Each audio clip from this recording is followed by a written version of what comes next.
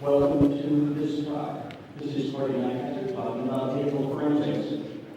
Thank you. Good morning. I am both, thank you. I am both flattered and surprised to see the turnout. I'm still wondering where all the hungover people are. But thank you for coming at any rate. Today we're going to talk a little bit about vehicle forensics. I can tell you this is something that I get really excited about.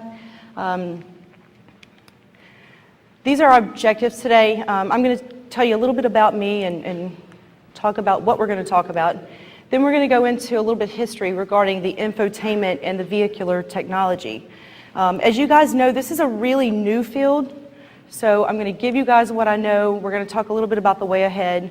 We'll touch on trends and challenges. And then, of course, we're going to kind of get into the meat and potatoes of things, where we're going to go in and identify the accessing of the components and talk about how do we actually analyze that data. So a little bit about me. I work at Telecommunication Systems, or TCS. I am an art of exploitation instructor, and my primary focus is the forensics track. So we have quite a few forensics classes, and that's where my expertise is. Before that, I was at DC3. Not sure if you guys have heard of that, but it is Department of Defense Computer Forensics Laboratory. I was there for about 5 or 6 years, and then prior to that, I really just focused on information assurance, did some ComSec analysis type stuff, and then of course I am prior Navy. Got to throw that in. All right, let's dive right in. So this is where we started, right? I like to kind of paint this picture for you guys. This is where we are now. Even more robust systems than that. Now, before we go any further, I want to talk about something that is pretty controversial. If you ask 5 people, what is the difference between telematics and infotainment, you're probably going to get 5 different answers. And the reason for that is, honestly, you know, the lines are just pretty blurred. But I'm going to give you guys a pretty standard definition here, okay? Telematics is actually the combination of telecommunications and informatics. Makes sense, right? So basically, this is going to be your wireless connectivity. This is your connectivity. That's the word that you want to remember. Now, infotainment, that's going to be the combination of your information and your entertainment. This is usually what the user is going to identify as your interface, if you will. So those are where your differences are going to lie. Your telematics is going to circle around the connectivity, and then your infotainment is actually going to be more so the interface, the integration, okay? So let's talk about telematics. This has been happening for a while, right? 1996, you guys remember OnStar? When that rolled out? They had kind of a lull there for some time, I believe, but everybody kind of caught on and said, you know what, this is a neat thing. Let's get this going.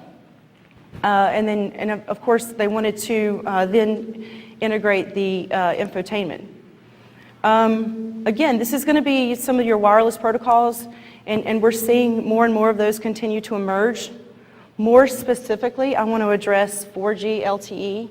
Now, when we talk about the way ahead, towards the end of this presentation, I will tell you guys that is absolutely where a lot of the automakers and the teams that are coming together to do this are trying to go, is with the LTE, okay? So with the increase of infotainment system technology and telematics, the ability to differentiate between the two can be a challenge, okay? And as we move forward, as we continue to integrate, these two are going to become even more and more blurred. All right, this is kind of a fun slide. How many security people do I have in here? Yeah, okay, this is going to scare the ever-living crap out of you. I promise you. I know it does me anyway.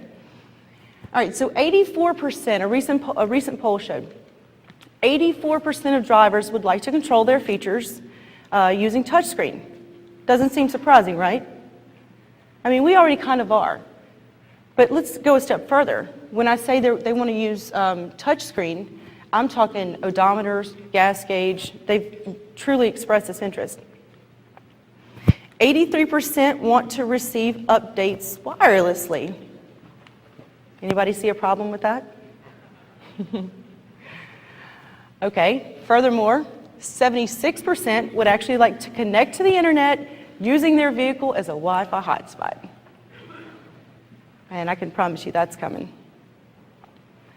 67% would like to download applications and updates directly to their vehicle. Anybody see a problem there? This guy does. Now this is my favorite, and I like to leave it for the end. 61% would actually like to pay for something using their debit or credit card linked to their infotainment system in their vehicle. I just don't know if that's something I could get on board with. So again, this is what, we went out and we gauged. I mean, this is what people want. They want every single thing, which means we're going to continue to see an increase in user data within these vehicles. And why is this important? Well, because the market will respond. The automotive industry is actually a $2.6 trillion industry. Here in this graph, you'll actually see the forecasted revenue for 2016. Now, I actually believe that this is increased for the forecast for 2016. You guys may have seen, there was a lot of talk at CES a couple of weeks ago regarding telematics and infotainment systems and things like that. So this is, again, wildly popular. It's a good old supply and demand, right? As a mobile society, many of the vehicle manufacturers are actually embracing this. Now, no one really heard this as loud and clear as Ford. And we're going to kind of talk about Ford. I'm going to pick on Ford a little bit today. In 2007, they became what we like to call the game changer. They rolled out their Ford Sync. Now, in the end, what do the consumers really want? What is one thing that they can agree on? Arrive safely while staying connected. That is really the sole purpose of trying to develop things. All the extras come into play as well. But that's the primary focus. Here we are. All right, so what are our challenges? One of the biggest challenges that I want to address, and I mean, this is a really big deal. It's something that a lot of the automakers are really trying to figure out, how do we circumvent this? Typically a vehicle is actually manufactured 3 to 5 years out. That's not cool when you're trying to get the latest and greatest in a car, right? So we look at our mobile devices and we look at these other things that we're using. Those are updated a couple of different times throughout the year. So how do you stay current? Basically, this is kind of the same situation as, if you guys remember in the 90s and you bought a desktop computer and within a year it was obsolete. That's what the automakers are trying to get around right now. One of our other challenges from a forensics perspective is that data can actually be scattered. Data can be located in different areas. Streamlining is not something that we're seeing just yet. And again, this is really pretty much a new field. You're not going to see a lot of tools, commercial tools out there, and we're going to talk about some of the tools as well. But the lack of streamlining with the designs in the infotainment system has actually become a little bit of a challenge. I mean, it's not something that we can't get around. But I always say, when I talk about forensics, the first thing you need to understand is, where is the data stored, how is the data stored, and how can I access the data? Those are 3 big things that you need to understand. And when you have these vehicles rolling these infotainment systems out, it's kind of difficult to stay abreast with that, okay? My clicker does not want to work. There we are. All right, so let's understand some capabilities. So what are we talking about? Today's infotainment systems functionalities contain a multitude of connectivity possibilities. I think we know that. We have Bluetooth, we have USB. So from a forensics perspective, these systems can actually contain a treasure trove of user information. Now, again, that's really scary to me. I'm going to show you guys, I'll tell you a quick story, but I'm going to show you guys some data. So I went out on eBay and purchased a Ford Sync. And I have all of Jerry's information. I can tell you his mama's number. I can tell you where he's from. Who here actually has programmed home into your vehicle with the address? I probably wouldn't do that. That's not something that I would do, because I now know where Jerry's home is. So this information is being turned over. You're trading these vehicles in. There's not a process for wiping this data, right? I mean, does CarMax ever say, okay, let's ensure this is forensically wiped before you leave? No, they don't say that. So basically, someone's leaving with your data when we're talking about used vehicles. So over time, of course, digital forensics has spanned from computers, then, the hot thing was mobile devices, which to me still kind of is. And now I think what you're really going to see is a big push for the vehicle stuff. Because again, everything is beginning to integrate. Everything is really starting to meet in the middle, if you guys haven't noticed that.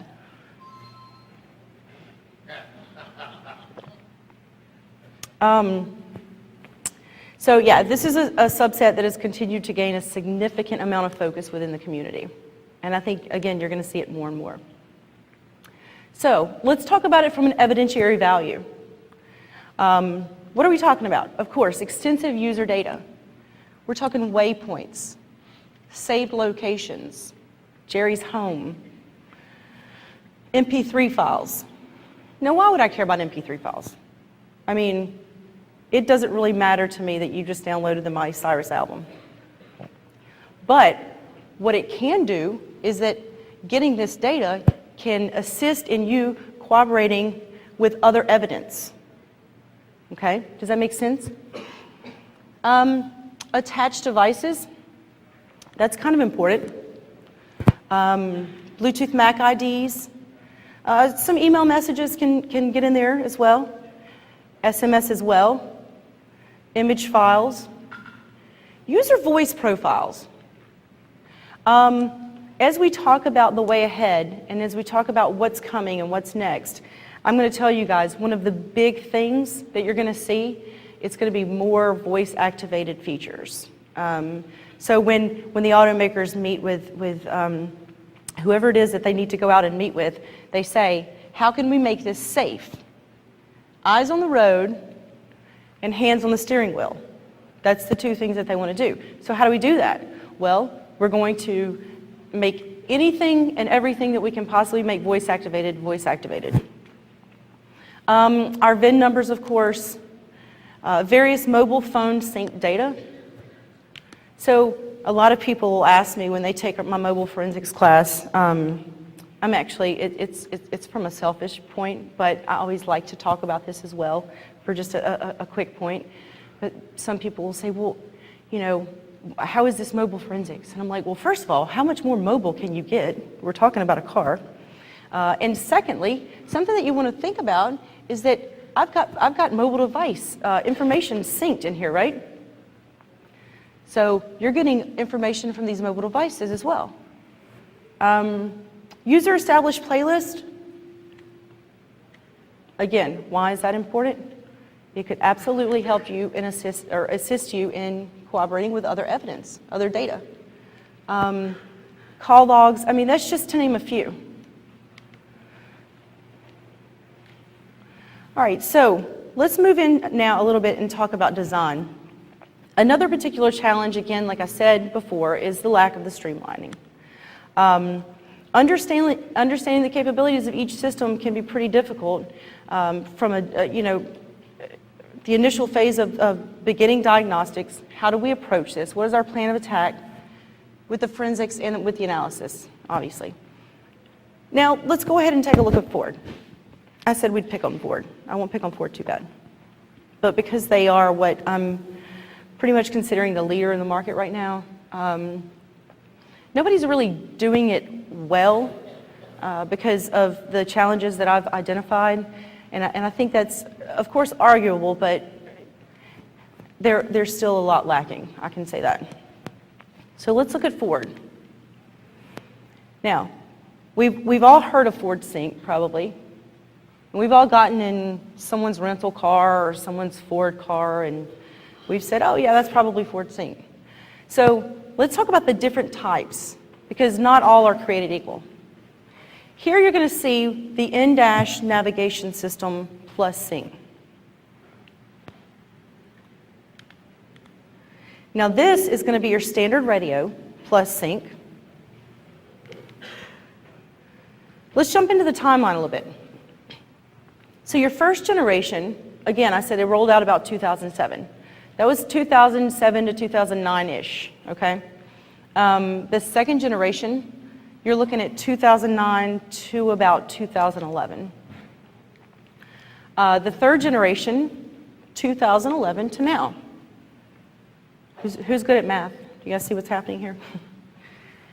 So that leads me to believe, and actually I do know, Ford is actually planning on rolling out their next generation in the 2015 Mustang. So we should see that around the spring. We should find out a little bit more about what it's going to look like. But I can tell you, one of the big trends, apps. And we'll definitely talk about apps. All right, so we're talking about, what is our OS? What are we building this on? So basically, it's a Microsoft Windows embedded automotive, or CE automotive in some. This is actually not considered a trimmed down version. This is a customized version. So it's something that you need to understand if you want to learn, or if you want to be able to go in and actually exploit that, right? All right, so back to the generations. We want to talk about understanding what we're dealing with. So our first generation, our sync module, we're looking at Microsoft Automotive. The data stored here is going to be phone-related, music index, paired devices, things like that. Now the head unit that we talked about with a navigation system, the OS on that was Pioneer. The data stored on that was music files, photos, and of course navigation data. Navigation data is huge. You know, I remember when GPS forensics was a big thing. Everybody was like, hey, you know, who's supporting the TomToms or the Garmins? How are we going to get this data off? Now we can go into one single integrated component and actually pull that data off.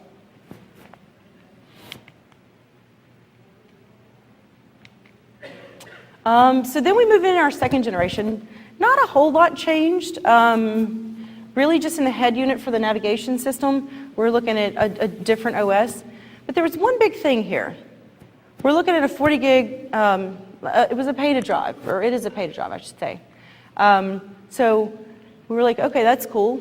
So we went from solid state storage, we went to having hard drives actually into the vehicle, and now we're going to be seeing more connecting our external devices.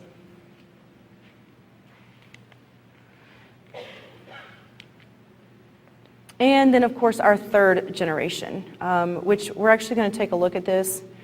I brought you guys a cool video of actually how you go in and disassemble this. I can talk about it, but unless you see it, it's not going to really hit home. So here for our third generation, again, single integrated component. Integration, integration, integration. I can't say that enough. OS is going to be Microsoft Auto OS as well. Something here that we saw was an SD card. So someone gave me a call and said, Courtney, I need you to come over and take a look at this car. We need to do some forensics on it. It's a brand new model, and it has an SD card in the glove compartment. Or I'm sorry, in the console. And I'm like, sweet, FTK Imager is free. All I gotta do is run over and just grab this thing right out of the center console. Like, this is going to be awesome. So I did, and I imaged it, and I really didn't get that much data. So what is the point of it? It actually, your SD card that resides in those center consoles actually just supports your navigation system, okay? So the present time, we're looking at our single integrated component, right? We're going to break this down a little bit. So the sync module is actually going to be mounted to the back of the screen. All of your user data is actually going to be contained within that sync module. Now, I say all of it. I mean, there are different plans of attack, but if you really want to go for what I've referred to earlier in this talk as the treasure trove of user data, then this is where you want to hit it, okay? There's our SD card. That's really all that happens when you remove it. So that tells me right there what's on it. And then, of course, like I said, imaging it.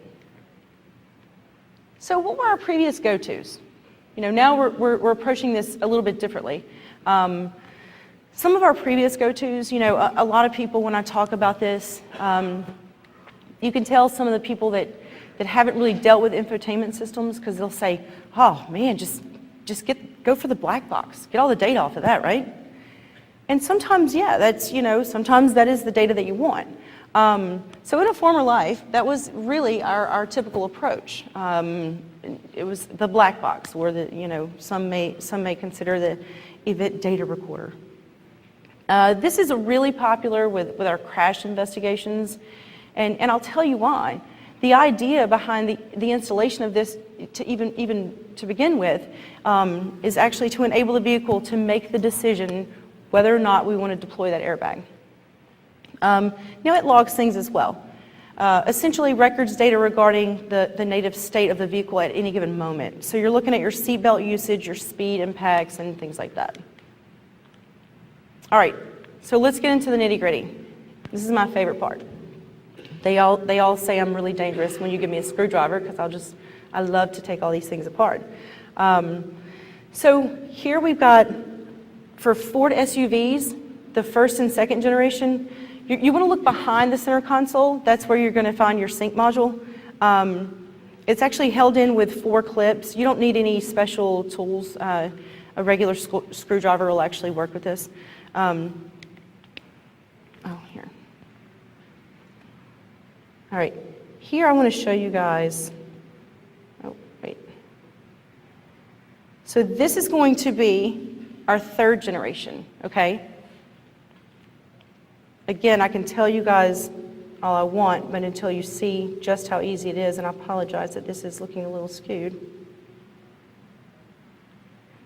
You're actually going to see how this pops off, hopefully. Of course, technical difficulties.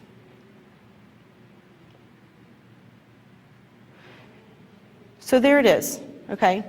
Now this tool, if I could just freeze that for you guys, but basically, you can see as it pulls out, this port is being exposed on the side. Now this tool that is being used is called Ivy. This is one of the first commercial tools on the market that is actually able to go in and be completely automated. It attaches directly to that port. All right, I think you guys have seen enough of that, because that video is not working out for me. But anyway, that's really just how easy it is. You pop that center piece off, you remove the head unit out, and then that side port, what's cool about Ivy is that it actually made that a 2-way talking point, okay? So you attach that commercial tool, and it will actually begin the extraction. It is very, very easy. So here's what Ivy looks like. And you know, I like to present this because there aren't a lot of commercial solutions, and there's certainly not a lot of automated solutions. So here's Ivy. What you're going to get out of that is you're going to get points of interest, some of your recent destinations, saved locations, and active routes. So it's pretty cool. It just dumps that data automatically for you. And it doesn't take long. That's pretty dangerous, right? Again, I just left my car at CarMax. Someone could acquire this tool, and then they're going to get my data. You can go on eBay right now. I think for $100 is probably one of the mid-range, and you can actually go and buy someone's used sync module.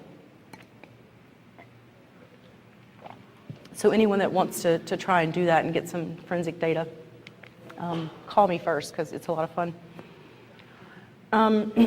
So here's what your forward sync module is going to look like.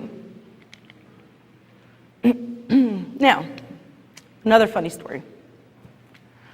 Same person calls and says, Courtney, okay, sorry about that whole SD card thing. I think we've got something else for you. And I'm like, all right, sweet. It's the flash chip. That's where my data's at. We're good to go. So I take this thing apart, and this is what I see. Does anybody see a problem with this?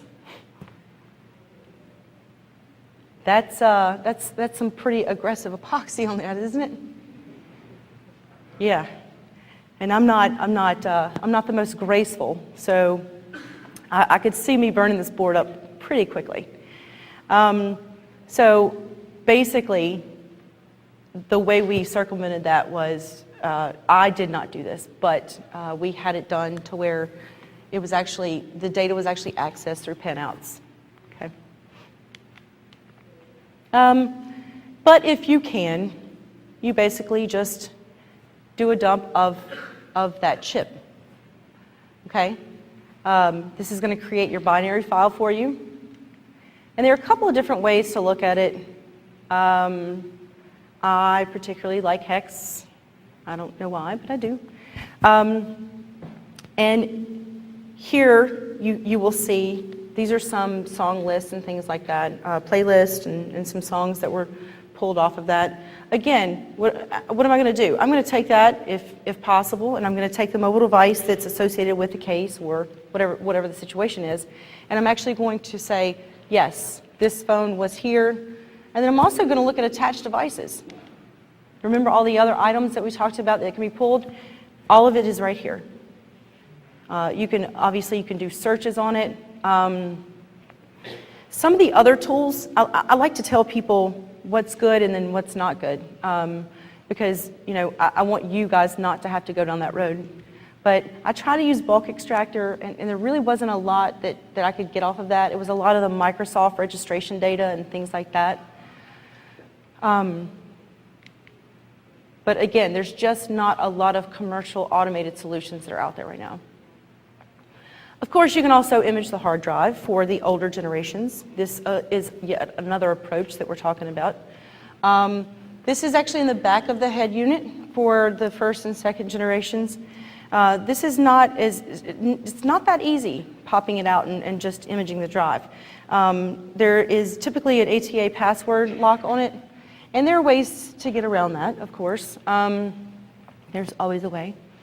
But yeah, Ford is pretty picky about that, and you actually have to, just as a standard user, you actually have to go through them if something happens with your hard drive, unless, of course, you are feeling frisky and want to play with it yourself. All right, so what's ahead? Again, a huge emphasis on the connected car. Everything is wanting to be connected. You've got vehicles that are talking to other vehicles. I left out one thing, and I didn't really want to go down this road, but obviously you can also do different acquisitions through the CAN bus, and the CAN bus is actually going to be basically your network infrastructure of the vehicle. So a lot of the connectivity is actually going to come into play.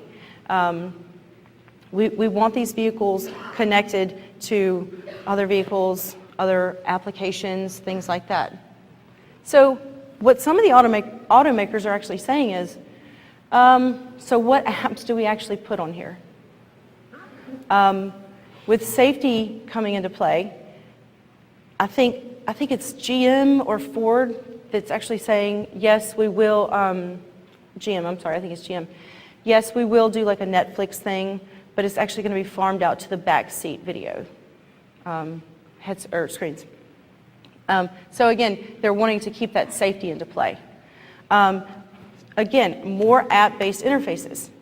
Anyone that's writing apps right now for vehicles, that's going to be a huge thing. They're going to try to roll in as much as they can that actually makes sense, but it needs to make sense, basically. And then, of course, we talked about more speech-activated interfaces. I mean, after all, as we said, the goal is to keep hands on the wheel and eyes on the road, right? So that's really about all I have. And at this time, I'll go ahead and open the floor for questions, if anyone has any questions.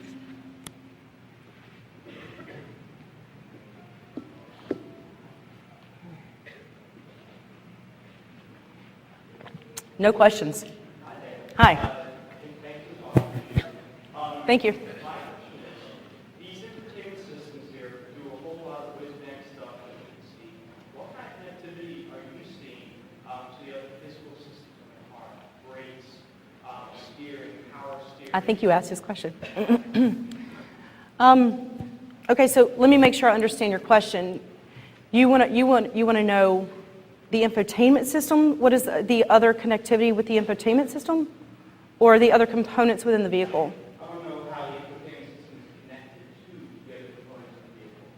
How it pertains to the other things connected to the vehicle. Understand. Okay, so remember when we talked about the plans of attack? So basically you have your black box, you've got your CAN bus stuff, and then you've got your infotainment system. Your infotainment system, it will log some of the driving capabilities, if that's what we're talking about, but a lot of that is going to come from other areas of the vehicle. There's a program called Vehicle Spy. A lot of that will actually farm out some of that data for you as well. But you're not really seeing a lot of that, and I don't believe that to be one of the goals of the automakers, with controlling that. I mean, I understand we have cars that are parking themselves and things like that, but I don't believe that's going to be the focus for the infotainment systems to come. So you haven't, purposely haven't focused on a lot of crash data information? Correct. But I do have one question for you with regards to that. What about the bad guy, or I'm the guilty guy in a pretty serious accident? How is that data, like I've got a Ford Fusion hybrid that has these systems. Oh, okay, fun. How is that data protected, and do I have access to that data? How can I prove that data is reliable, right? I mean, that's sort of my question. I know this stuff is in the court cases, right? Okay, so in short, I think what you're asking me is, how do I protect my data, right? Specifically with the crash data that we're talking about? Well, how do I prove that data hasn't been altered with the crash? I go to the junkyard or whatever, look for wires and that kind of thing. If I'm the guy that's Right. How do you prove the data hasn't been altered and so on and so forth? So here's the thing with black boxes, and a lot of people probably don't realize this, but for a long time we've actually been accessing them and we've been pulling that data out for crashes and things like that. Because again, what is it? It's kind of recording the native state of the vehicle. What a lot of people don't understand is that that data is at times it's actually sporadic. I've heard that it cannot be trusted. And I apologize, I've not done a lot with the black box stuff. But as far as you protecting it, in my opinion, you can't. Thanks. I'm going to give you the honest answer. Thank you. I do agree that the information in the vehicle is quite valuable, especially as more and more information is brought together, like you said, possibly financial information, things like that. So I think a factory reset feature, Yes.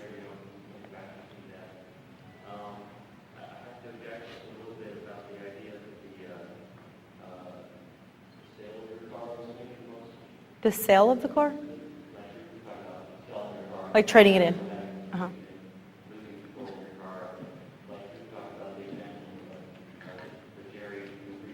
I think car sales is probably relatively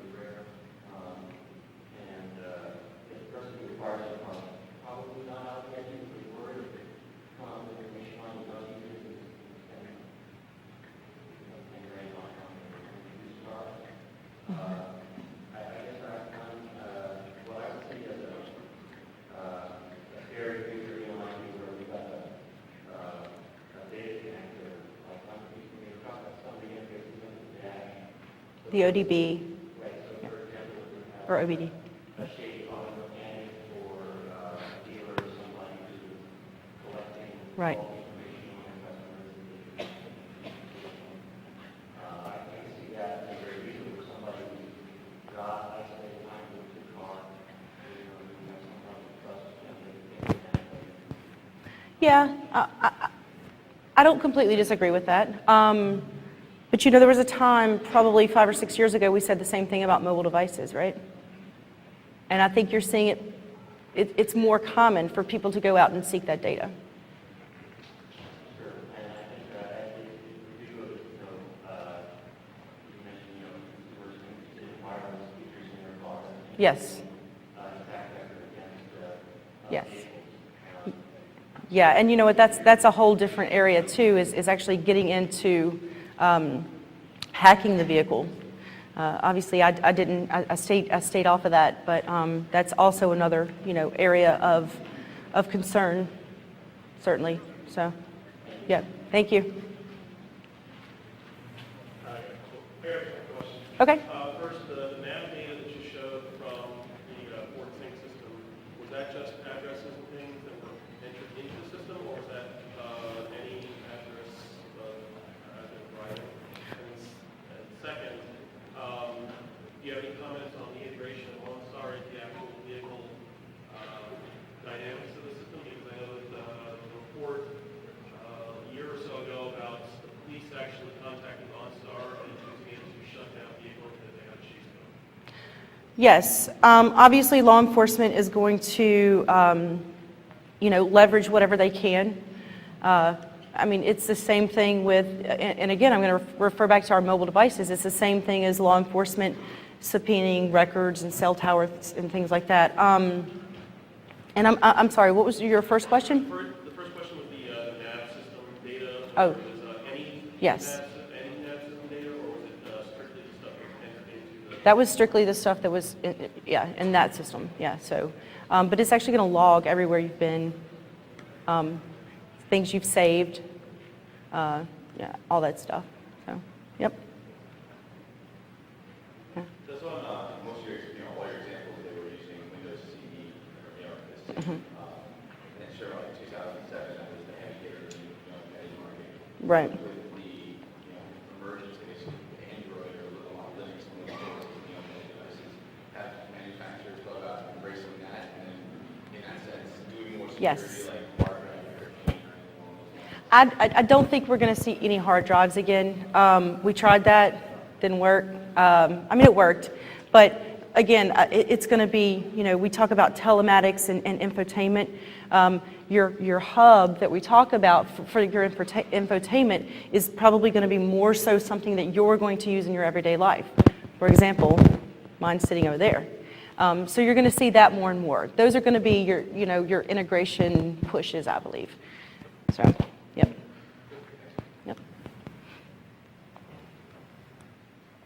As it pertains to creating our garden, I know when I sanitizer in the system, Mm-hmm.